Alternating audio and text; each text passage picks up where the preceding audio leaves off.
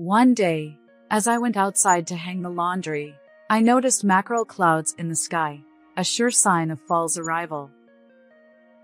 It looks like it's going to be another hot day, I thought to myself, and my gaze inadvertently drifted towards a separate house.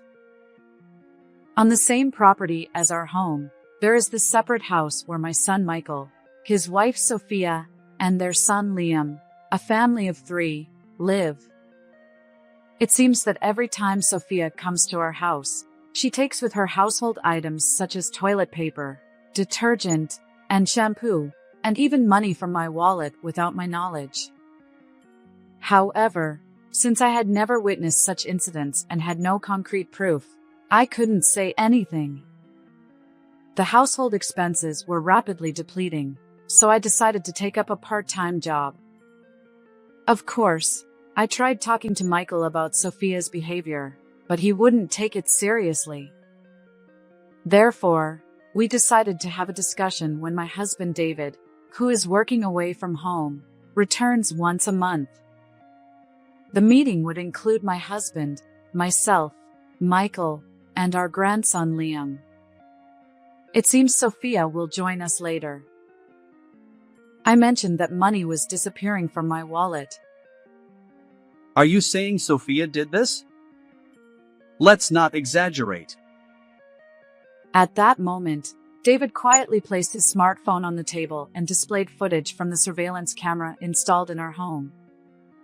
On the screen, in a well-lit corner of the living room, Sophia was caught red-handed. She had found my wallet in my bag, extracted a few bills, and returned the wallet to its place. Michael was taken aback. But I've been giving her enough for living expenses. Why would she do this? Even after all this, don't you notice anything? Michael seemed startled by my words. He stormed out of the house, heading straight for the separate house. He dragged her back to our house. There, Sophia was shown the surveillance footage, and her face turned pale. My name is Lisa Smith. I'm a 60-year-old homemaker. My husband, David, is away on business, and he only returns about once a month. Both of us are well past the midpoint of our lives, and we'd like to live peacefully. However, it seems that's not so straightforward. When David was assigned to work alone, he seemed a bit disappointed and confided in me quietly. Lisa, I've been assigned to work alone, so I'll be living by myself starting next month. They want me to oversee the team at the new branch office. David has always been admired at work for being a caring and brotherly figure. Indeed, he is very attentive, not just at work, but also at home. I remember when our son Michael was just born, David eagerly took on tasks like preparing milk and changing diapers. Even though he couldn't take parental leave, he made sure to nap with Michael on weekends and during summer vacations. As Michael grew up, David taught him and took him to the park regularly. So, it's unusual to see dependable David feeling down like this.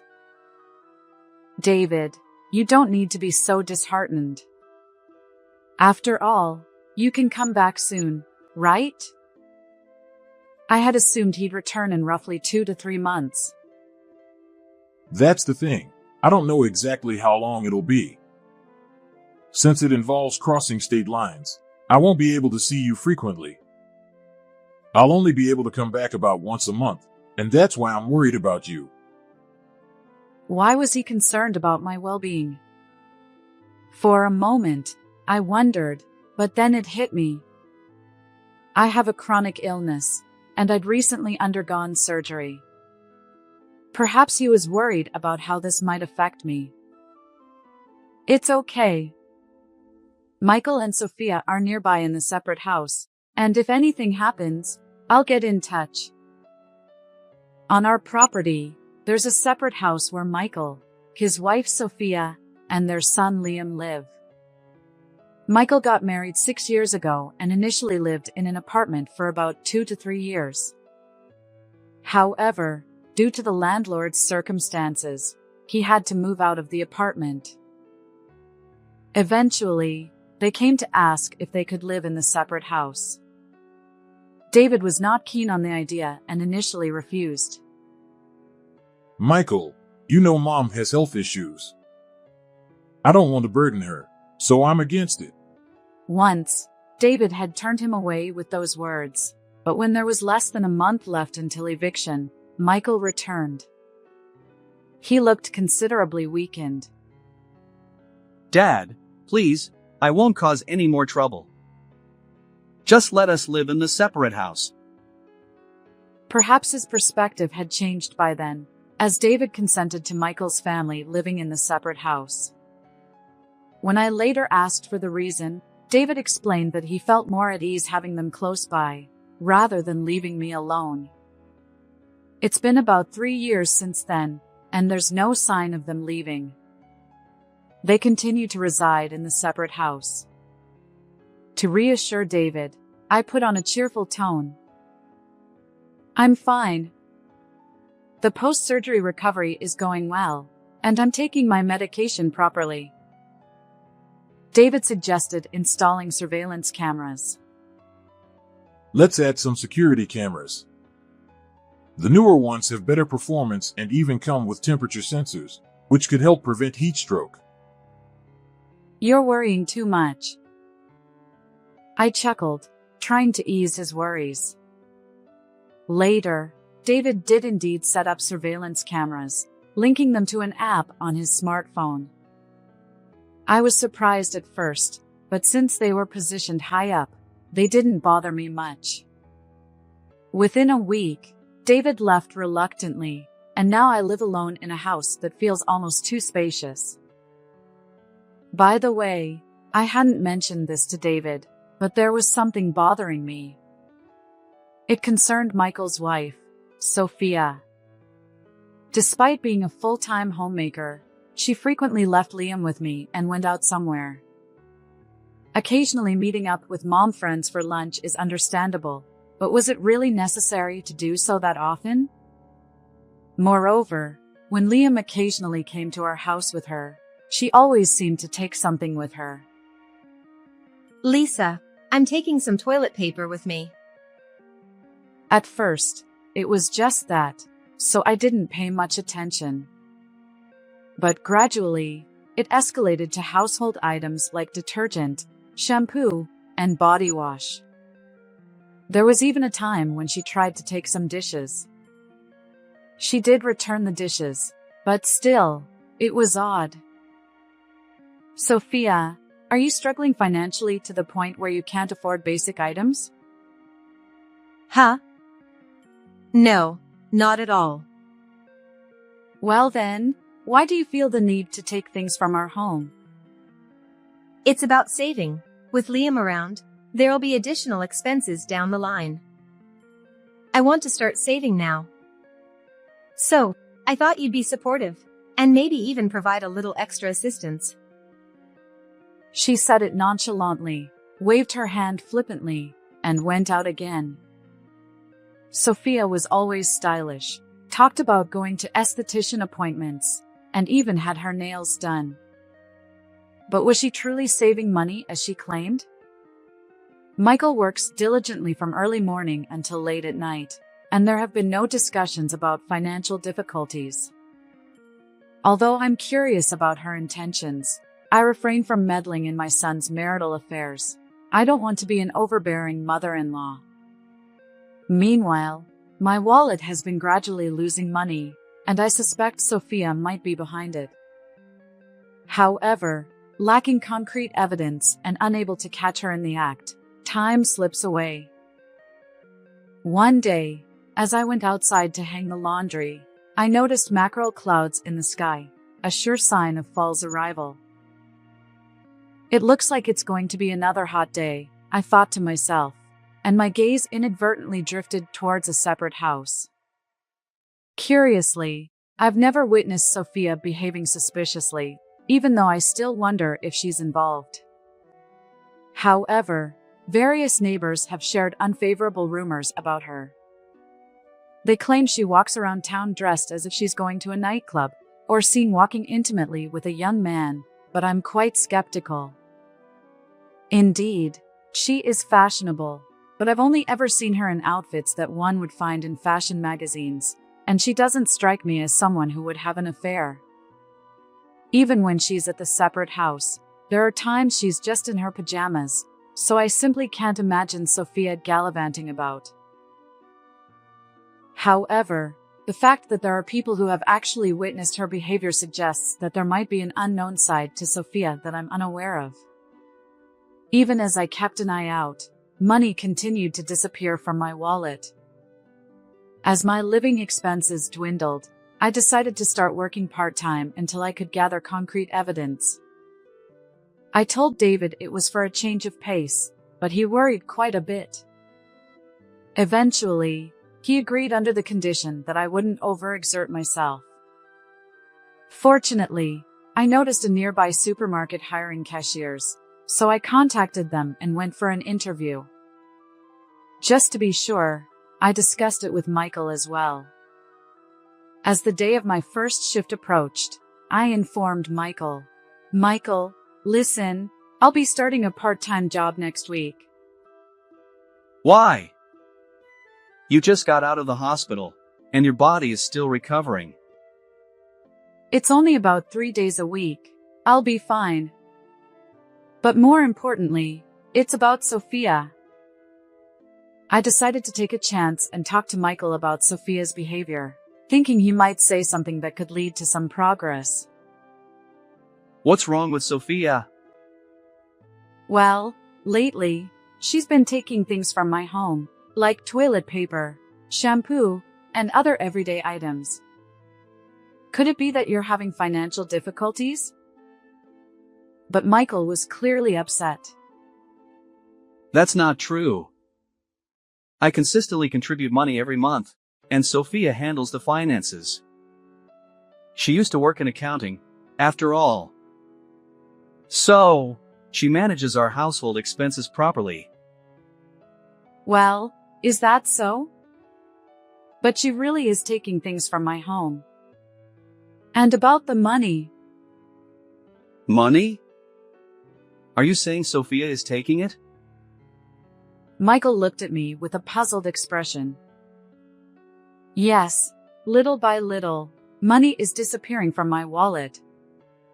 She probably thinks she hasn't been caught yet, but this ongoing situation is troubling for me. Could you subtly mention it to her too? Mom, are you losing your mind? Even so, that's impossible. Michael sighed heavily, seemingly unwilling to believe me, and from then on, he wouldn't entertain any further discussion. The next day, I informed Sophia about my decision to start working part-time and explained that it would be difficult for me to continue looking after Liam. This conversation happened just when Sophia had asked if I could take care of Liam for her. Sophia scowled and complained. Huh? Then who will look after Liam? Sophia, let me be clear. Please take care of your own child. Why do you always leave Liam with me and go somewhere? Where are you going? When I asserted myself, Sophia let out a small sigh and glared at me. Fine, fine. I understand. I won't ask anymore. Without answering my question, she pulled Liam's hand and retreated into the separate house. Nervous, I felt a cold sweat on my back. From that day on, only Liam would come over, cheerfully calling, "Grandma, let's play." I welcomed Liam into the house, exasperated by Sophia's predictable absence. Perhaps once I started my part-time job, she would change her ways. With that faint hope, I spent the week. And then came my first day at work. The short shift ran from 10 a.m. to 3 p.m. Having been a homemaker for so long, I felt nervous returning to work. Despite the simple title of cashier, the responsibilities and learning curve were multifaceted. Armed with a notepad and pen, I learned the ropes from a young female cashier. She was in her 20s, far more composed than I was, and efficiently explained everything, from loyalty cards to self-checkout. Her name tag also bore a golden badge that read Customer Service Master, and her demonstration of register procedures was impressive. There were so many things I needed to learn that my mind was spinning. I have to get this down pat, I told myself as I made my way home, finally reaching the gate of my house. As I rummaged through my bag for the house key, I noticed Liam standing in front of my gate. Curious, I approached him cautiously. Unaware that my previous thoughts had vanished, I called out to him, "Liam, what are you doing here?" Startled by his name, Liam looked up. Tears welled in his eyes, and his runny nose accompanied his sobs. Surprised, I quickly retrieved a pocket tissue from my bag and wiped away his tears and mucus. "What's wrong? Did something sad happen?" Liam explained that he had been waiting here all day for me to come out of the house.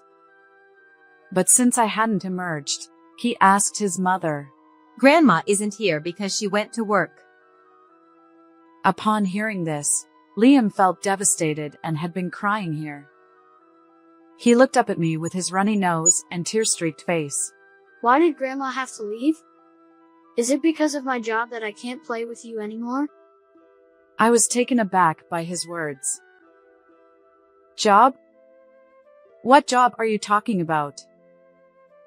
Liam handed me a small piece of paper, saying, This? Unfolding it, I read Sophia's handwriting. Liam's job: transfer money from Grandma's wallet to Mom's wallet once a day. The instruction left me wide-eyed. Huh? I stammered, staring alternately at the words and Liam's face. Trembling, I asked, Liam, did Mom tell you to do this? He nonchalantly replied, Yep. Mom said it's my job.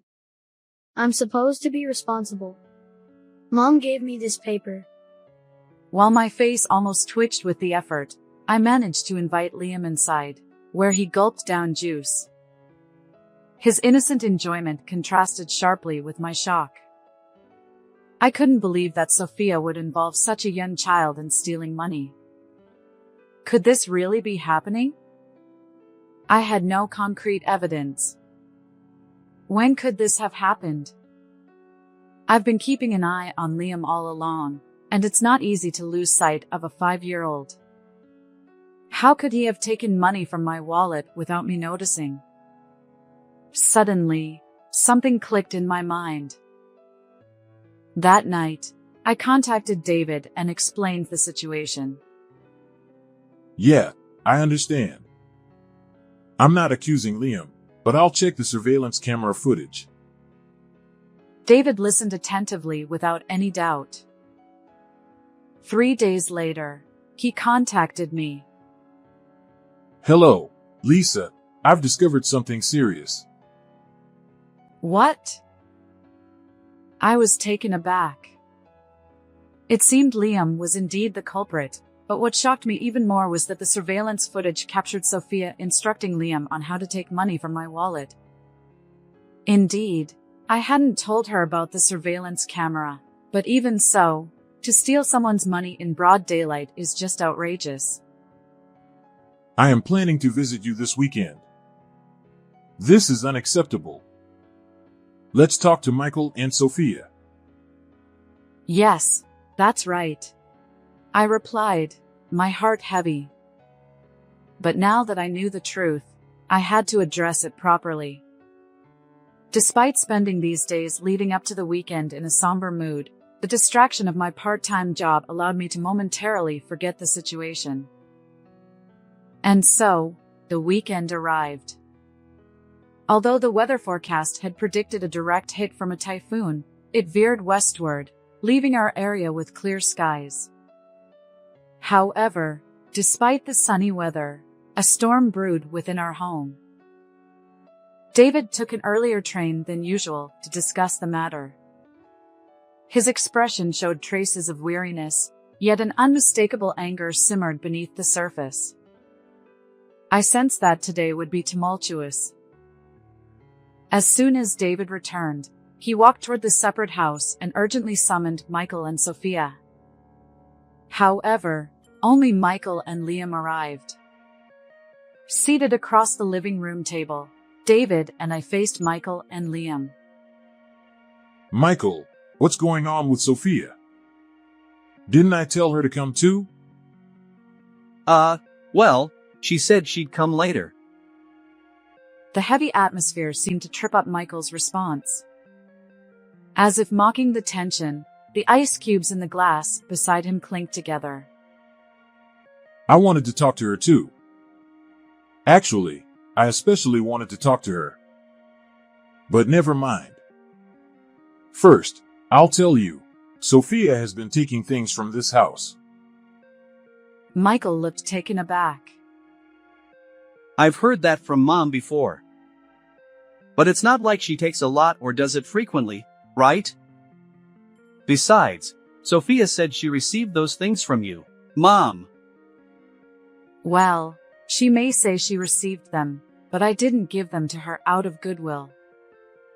She forcibly takes them, saying that she needs to save money for Liam's future expenses and that it would be okay for me to help out. Huh? Is Sophia really doing something like that? And about the money disappearing from my wallet. Wait, are you saying Sophia is acting like a thief? Enough with the jokes. At that moment, David pulled out his smartphone and placed it quietly on the table. This isn't a joke. There's evidence of Sophia instructing Liam to take money, and the surveillance footage shows Liam removing money from Lisa's wallet every day. Michael looked stunned. On the screen, in a bright corner of our living room, Sophia rummaged through my bag, found my wallet, and discreetly removed several bills before returning the wallet to my bag. She then showed the money to Liam, crouching down as if teaching him something. Although the conversation was fragmented, it revolved around, Money is like this. Take this much from Grandma's wallet. Liam nodded resolutely, Got it. and Sophia hugged him tightly. Watching this scene unfold, Michael was left speechless, fixated on David's smartphone screen. David explained, This footage is from the surveillance camera I installed due to concerns about Lisa's illness. I never imagined it would be useful in such a way. Besides, there's more. The footage shows Liam taking money from Lisa's wallet. David manipulated his smartphone, displaying another video. Although I couldn't pinpoint when Liam had been taking money, this footage finally revealed the truth. As I stood up to take my medication, Liam swiftly extracted cash from my wallet. The timing coincided with my regular medication schedule, making it easy for even a young child like Liam. What? I trusted her. It's despicable to involve an innocent child in wrongdoing. She should be ashamed. David, who rarely displayed anger, spoke sternly. Michael flinched, and Liam looked visibly distressed. But I provide enough for living expenses. Why would you do this, Liam? Liam hesitated before answering. Mom's job is giving money to a man, so she said it's not enough. A man? Yeah, Mom always puts on makeup and goes somewhere. But I'm not allowed to go. So I stay with Grandma. Michael scrutinized Liam with suspicion. His expression conveyed confusion. Could Sophia be involved in an affair? The room was charged with tension. Even after all I've said, you still don't get it? Michael, startled by my words, bolted out of the house with a furious look, dashed towards the separate house, and before I knew it, He was dragging Sophia back with him. Hey, that hurts. Let go. Sophia protested, while Liam, bewildered by the situation, looked on, his eyes welling up with tears. Sophia, what's going on? Explain. Why would you steal money from Mom's wallet when I provide enough for living expenses? And why involve Liam in this? Sophia stared at Michael, her expression a mix of shock and evasion. Her eyes seemed to ask how he knew. What are you talking about? Is there any proof that I did such a thing? Although Sophia dismissed the idea of evidence, Michael presented David's smartphone, placing it on the table. This is the evidence. You had Liam do the same, right? The footage shows Liam taking money from Mom's wallet every day. And during the day, where were you, leaving Liam with Mom? Were you having an affair with a man? Sophia's face turned pale as she watched the screen. Perhaps realizing the jig was up, she clung to Michael, confessing that it wasn't infidelity but rather her frequent visits to an escort club. I'm sorry. At first, it was just for fun. Liam and I spend so much time alone during the day, and the stress of having Lisa nearby was suffocating. I thought I'd do it just once for a change. But it escalated. Once a month, twice, 3 times. She got deeper and deeper into it. I had no choice. I wanted to have fun too. But for that, I needed money. I wanted to spend it on my favorite man. I can't work because of Liam, and the allowance Michael gives me isn't nearly enough. Even so, stealing money from Mom's wallet is no different from being a thief. I apologize. I won't go anymore. I won't visit the escort club anymore. I'll return the stolen money. Please forgive me. I beg you. Sophia pleaded tearfully with Michael, but he seemed furious and unyielding. No! Absolutely not. We're getting a divorce.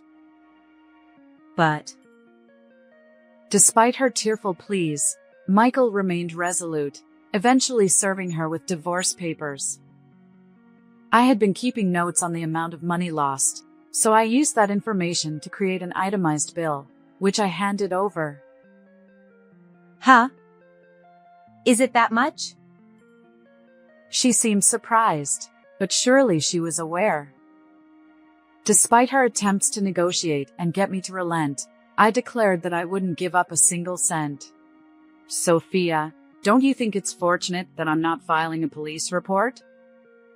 Even though your family, repeatedly stealing like this would lead to immediate arrest. When I said this firmly, she fell silent, biting her lower lip, and left my presence. Additionally, during the divorce proceedings, Michael demanded alimony from Sophia. A colleague at work recently divorced and recommended a good lawyer. Surprisingly, even in this situation, rumors circulated that Sophia couldn't quit her escort club visits and had accumulated tens of thousands of dollars in debt. I couldn't fathom what drove her to such extremes, but it seemed only a matter of time before things spiraled out of control. As for me, now that I no longer need to work part-time, I quit the supermarket job and spent my days relaxing at home. Although the separate house remained unoccupied, Michael and Liam moved into the second floor of the main house. Michael obtained custody of Liam and became his guardian. My routine remained the same, looking after Liam while Michael worked during the day, but at least I no longer worried about money being taken.